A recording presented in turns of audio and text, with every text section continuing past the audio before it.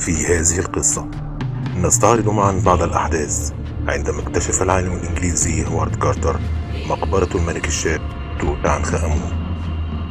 في منتصف القرن العشرون ناقش العديد من الكتاب والأفلام الوثائقية مسألة اللعنات. بدأت أسطورة لعنة الفراعنة عند افتتاح المقبرة عام 1922 ميلادية، حيث وجدوا عبارة منقوشة تقول: سيضرب الموت بجناحيه السامين كل من يعطر صفو الملك. وبدأت سلسلة من الحوادث الغريبة. في 26 من نوفمبر من نفس العام حطم الباحث الإنجليزي هوارد كارتر الأختام والأبواب حتى اقترب من غرفة الملك. عصفور الكناري. في بادئ الأمر أطلق على المقبرة اسم عصفور الكناري الذهبي، والذي كان يحمله كارتر معه كما جاء في إحدى الروايات.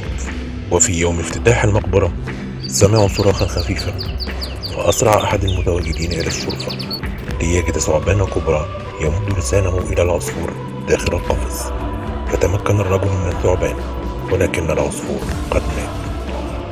وتحول الأمر إلى ظاهرة خارقة للطبيعة أثارت كثيرا من الجدل.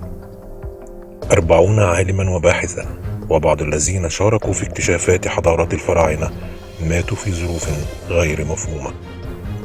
توفي سكرتير هوارد كارتر دون سبب، وانتحر والده حزنا عليه. في عام 1966 كتب لويس بنشر أن مسافرا بولنديا حمل معه مومياوتين في رحلة بحرية على ظهر سفينة، وقد عانى هذا الرجل من الرؤى المتكررة لاثنين من الأشباح، بالإضافة إلى عاصفة بحرية لم تهدأ حتى تم إلقاء المومياوات في البحر.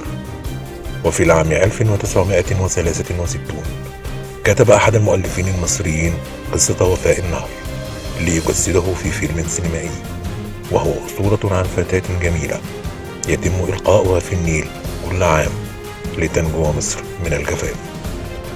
وقبل أن تبدأ أحداث الفيلم أصيبت بطلته بمرض مفاجئ أقعدها لفترة طويلة، وأثناء التصوير أصيبت في ساقها بجرح وسقطت على رأسها بعض الأشياء.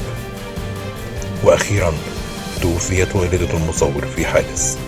تراجع الكثير من علماء الآثار في هذا الوقت عن اكتشافات لمقابر أخرى، وتوقع البعض أن تلك الحوادث كانت بسبب الهواء الفاسد داخل المقابر منذ آلاف السنين، أو أن هناك أنواع من البكتيريا تسببت في ذلك. وزعم البعض الآخر قدرة الفراعنة على السحر وتسخير الجن، وارجعوا ذلك إلى أنهم كانوا من أقوى سحرة العالم.